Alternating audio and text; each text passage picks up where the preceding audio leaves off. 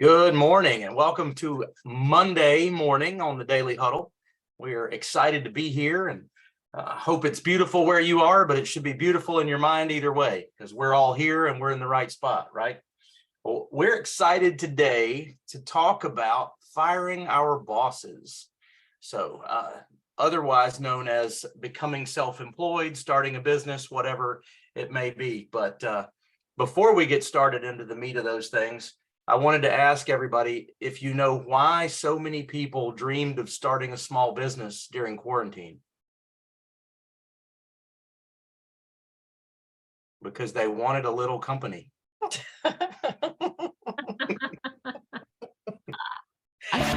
Oh, good one. Back with the dad joke.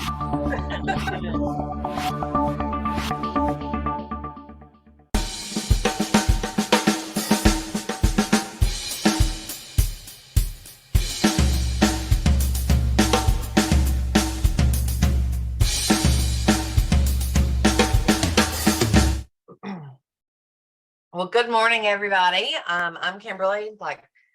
Did you say? Did you introduce ourselves? Oh, this is Zach. We are your hosts today for the Daily Huddle. If you can't tell, we went to Athens this past weekend. So Zach's repping his heart over there. This Georgia Bulldogs. Fantastic game. So I hope you guys had a great weekend. Before we get started with talking about firing your boss, and I think it's a really great conversation for a Monday morning, right? Because everybody's like, I got to go to work today, right? Because they all have their boss. But before we start talking about that, I want to ask you guys some questions. So Kurt, what time is it and what are you grateful for? Good morning, Kurt. You got put on the spot. Are you there? Are you scared? Okay, Tara, you can do it for me. Will you do it for me? What time is it and what are you grateful for? Anything for you, Kimberly? Let me thank you. I don't have a watch on, but I do know one thing. The time is now. And I am grateful this morning for fresh beginnings. Awesome. Mondays are always that way, right? Mondays are a great way to start over. Just that's a great perspective. So thank you. Absolutely. All right, Chase, where are you and who will you hug today? Grand. I'm just going to say grand today. Just grand. I am here right where I'm supposed to be at the right time. And I'm going to hug myself today multiple times. I'm very clear about it. Awesome. All right, Sorrel, we haven't seen your face in a minute. You've been traveling the world. So tell us, how are you? I'm excited about life, excited about everything, excited about the little things and the big things. I'm just excited. Awesome. Well, I'm excited you're excited. And I think being excited about the little things are a big deal. So thank you for joining us today. And I'm glad you had an amazing, amazing vacation. So we're going to get started. It is Monday morning and we want to talk about you firing your boss. So the question today is, so I want to fire my boss. Now what? Now what? How do I get started? What do I do? What do I say? How's that work? Well, I think first of all, whether you are already self-employed or an entrepreneur, you might want to fire yourself if you're not doing things the right way, right? So, but we look back and we talk to people a lot that think and have ideas about small businesses and or want to go out and work for themselves. And it's a dream, I think, of a lot of people. But it's also one of the dreams that many, many people choose not to try, not to follow, because they're scared or because they think that it takes a lot of capital, whatever. And there are businesses that do take a lot of capital. So we'll talk a little bit about those kind of things as we go. But first and foremost, if you want to start your own business, you want to eventually work your way into terminating your boss, right? Saying, the old Johnny Paycheck, I'm out of here. If you want to do that, then you have to be prepared. You have to plan. And that starts, I think, with getting your mind right about what being a business owner, being self-employed means. What does that look like? Because why do you want to get rid of your boss? Is it simply because you don't like to get up and go to work?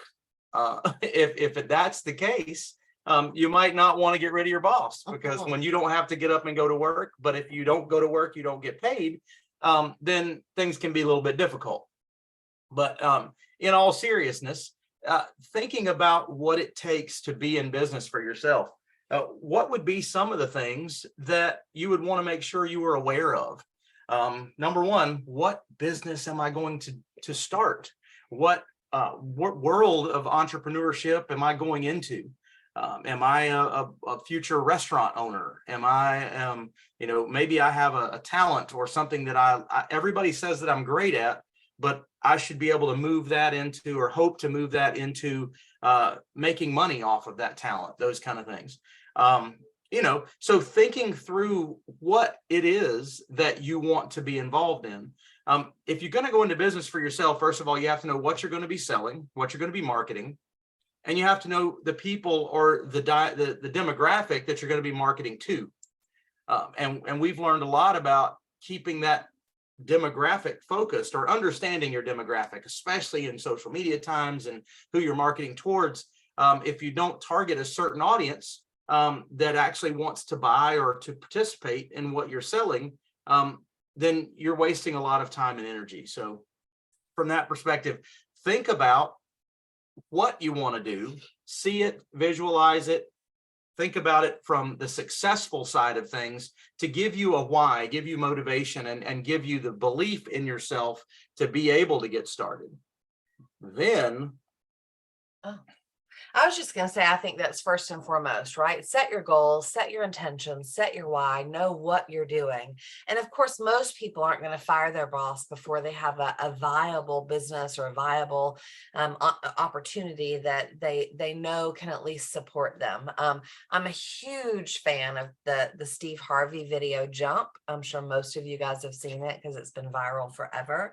If you haven't, go look it up and look it up. But that's one of the things that he says is, at some point in time, you just have to make a decision, and you got to make a decision to go for it, and you got to make a decision to jump. And I 1000% believe that, probably more than Zack does, right? Like, I'm a little more conservative when it comes to being prepared to do things. Yeah, sure. But I do think that there's a happy medium. So I 1000% agree with the emotions and the excitement and the decision. I remember when we were teaching, I did my job and I taught my kids very, very well, but I was at that point, because I was transitioning to a new career, I was very lucky to have a lot of planning, which is not typical for a teacher. And so I was able to do both businesses at that time. And I just remember being so hungry to have my day finished so I could work on my business, because that was where I wanted to be. That's where my focus was. That was the growth I was looking for. That was the opportunity I was looking for. And I think you have to have some of that burning desire in the pit of your stomach to go out and do something different and be a change, and to have a change before you actually get started. But then I think there's some other pieces that you need to look at, right? Should you fire your boss today?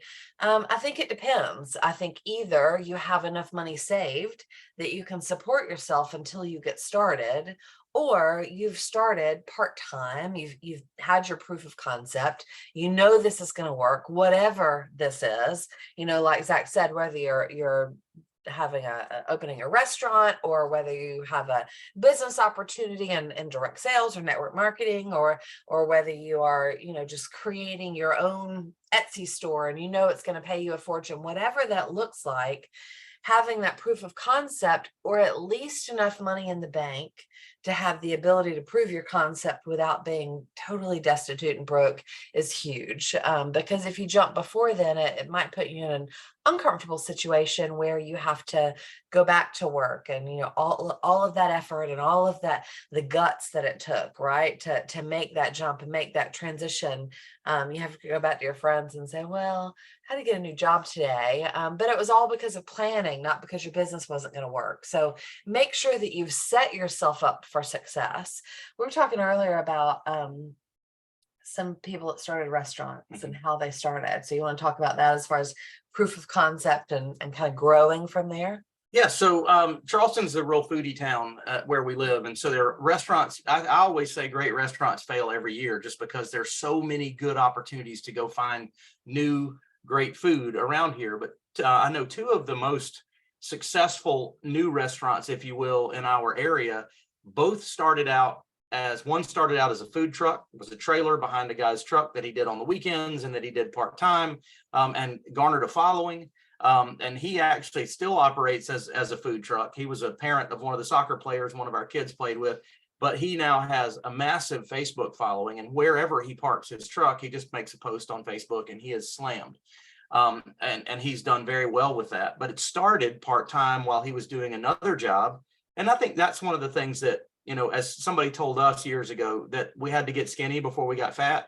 It's gonna take a lot of sacrifice and a lot of extra work to get to that dream of business ownership that we ultimately want to get to.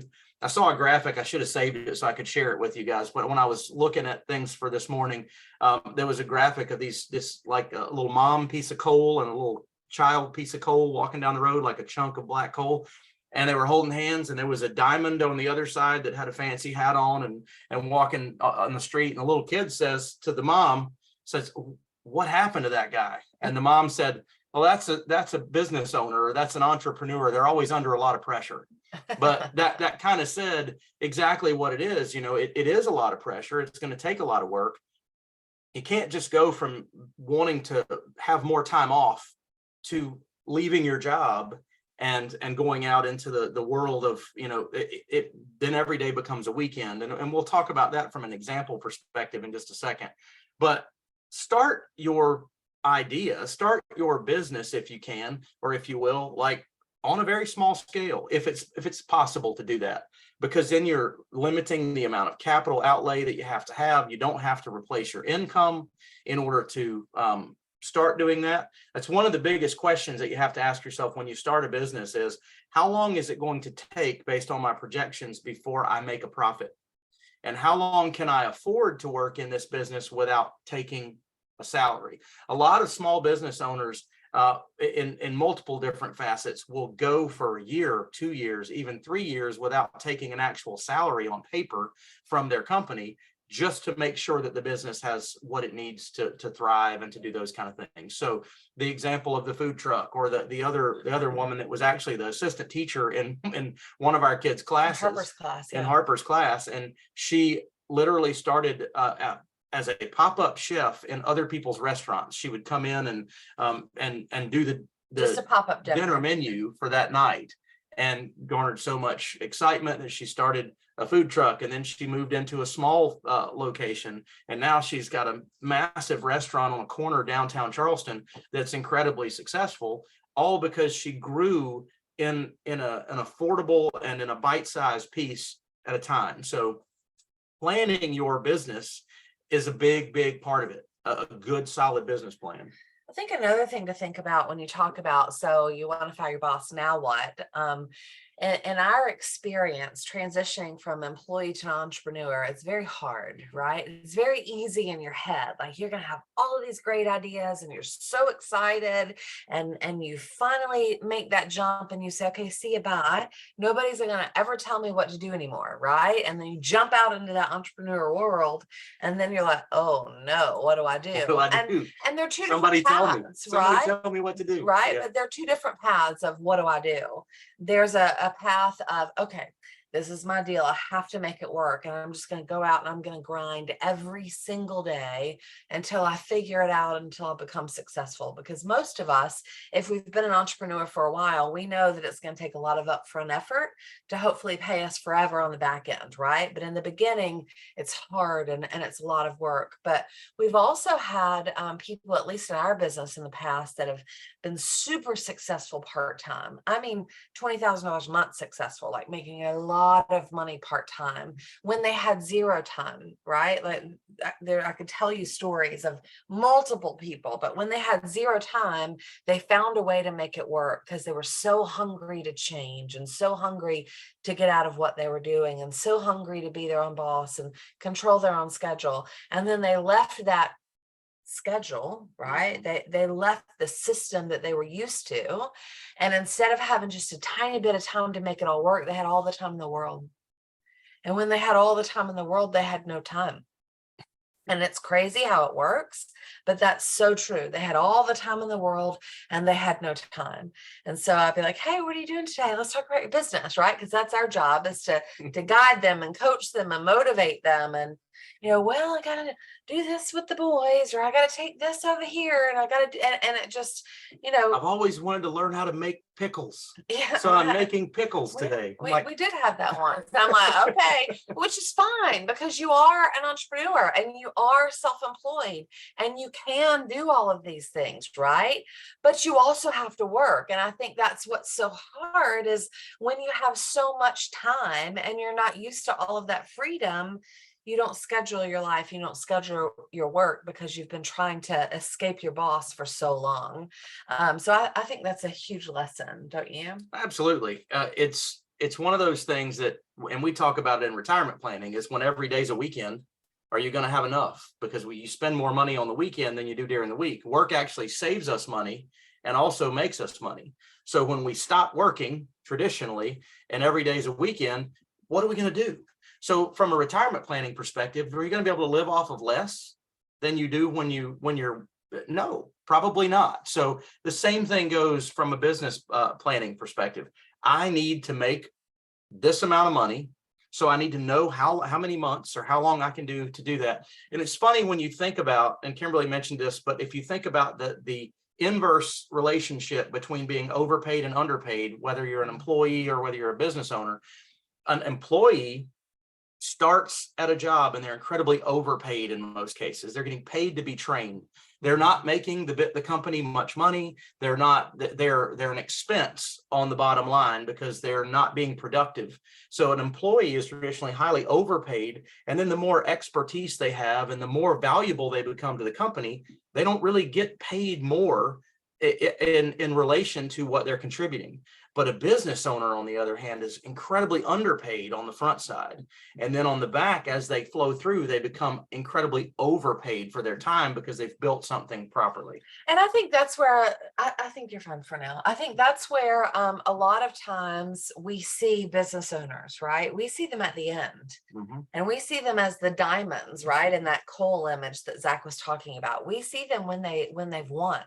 We don't watch the struggle, and we don't watch how hard it is to move forward and to go forward in daily life. We just see the end result and we're like, gosh, I wish I had a business, right? If I had a business, then I could do what I want to do and travel the world and go here all the time and have all of this freedom. We don't see all the time and effort and focus that it takes to get to that point. And most of the time, if any of you guys, are successful business owners or no successful business owners, even if on the outside, right, in our social media life, it looks like we're traveling the world and having all this great things, we're still working, we're still grinding behind the scenes. We just do it differently, right? It's just not as visible as it is for some other people. So I would tell you, before you fire your boss, right? So I want to fire my boss, now what? First things first is that clear vision, those clear goals, that strong why, and that burning desire in your stomach to really, really do something different and be totally committed to what you're choosing to do. The second thing is start, or at least have enough capital to be able to jump, to be able to make that decision. And if you don't, then have that income stream started before you jump so you can afford to stay in your new venture. And then third is that schedule. Make sure that you understand scheduling your time. You put all of that in place. You hold yourself accountable. You are your own boss. If any of you guys have read Cash Flow Quadrant by Robert Kiyosaki, it goes from employee to self-employed to business owner to investor, right? Employee and self-employed are in the same quadrant. And when you jump from an employee to an entrepreneur, you're just self-employed, right? So you still have a boss, but you are your own boss. You are not in a position in your life at that moment to be able to stop, right? And to be just the business owner. So you still have to work. So remember what that looks like and really focus on that schedule. And then one more thing that I would tell you, and then you can give them your words of wisdom if you have any. I'm just kidding. One more thing that I would tell you is that there's an amazing book, and it's called The E-Myth. I think it's by Michael Gerber. If you guys haven't read it, you should read it. It is absolutely eye-opening when you talk about opening a business, right? And he talks about how to open a business, how to scale a business, how to really multiply those efforts. But it's really defining who you are in that business, from manager to technician to I don't remember all of them. I think there are 4 different ones. Dreamer, like visionary, right? And you can't be all of them. And he talks about a pie maker and this lady, and you guys can really think about this. But this lady loved making pies, and she was an amazing pie maker, and that was just her love language. And so for everyone, she'd give them a pie, right? And they were like, oh my gosh, you make the best pies ever. You should open a store. And so eventually people told her this so many times, she's like, I'm going to open a store, right? So she jumped and she became an entrepreneur, and she opened this bake shop. And in the beginning, she loved it. But then she started having to sweep the floors in the morning and sweep the floors in the evening when she closed up, and do all the dishes and clean everything and staff that space and run the cash register and make sure the books worked and bake the pies. And she realized she didn't know how to do all of those other pieces. Her passion was in the pie making. It wasn't in the business running, right? And it's okay to realize where you are in that. But you have to sometimes hire out those other pieces that you aren't great at. It doesn't mean you won't be a successful entrepreneur. It doesn't mean you can't be a technician and an entrepreneur at the same time, right? But you have to have other people to help you realize that dream, because none of us, I think, can do any of it. So. Yeah, I mean, all well said. I say that when you think about building a business, one of the best analogies that I've heard, I think about the Ravenel Bridge in Charleston. Every great thing that you've seen built, whether it's a business, whether it's a structure, was first built in somebody's mind, thoroughly envisioned. Then it was built on paper, right? Down to details. And what if this, then this, then it was actually built. And so when you think about a business, no matter how big or no matter how small, remember to build it in your mind the way you want to see it. Then put down on paper what you see through your research is going to take you to get there. And don't go out and do it Wild West style until you've done those first 2. So you can always see where you want to be, and you know what it's going to take to get there before you even get started.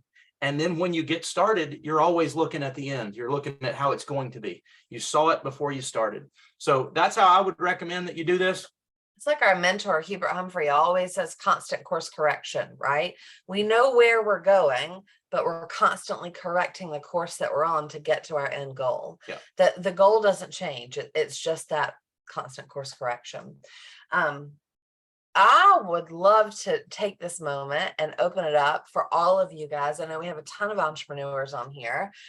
So tell us about, I don't think he's out there. We have a stare guy here. So tell us about firing your boss. Tell us what that looked like when you said, okay, I'm out. Peace out. See ya. And some of maybe your biggest advice when you're in that position. I see Samsung, but I don't know who it is because I can't see you. Good morning, it's CC. Hey, CC. Yes, you talking about jumping out and do business? Mm-hmm. The first time I experienced not having enough was when I told myself, I'm done. Done depending on a job or trade my time for a few dollars an hour. I said to myself, there's something better than this. And I had to just jump out. I chose to jump out to trust God that He would show me the way, even though I did not have any experience. And yes, I failed at doing the accounting. I failed at doing all the other necessary things.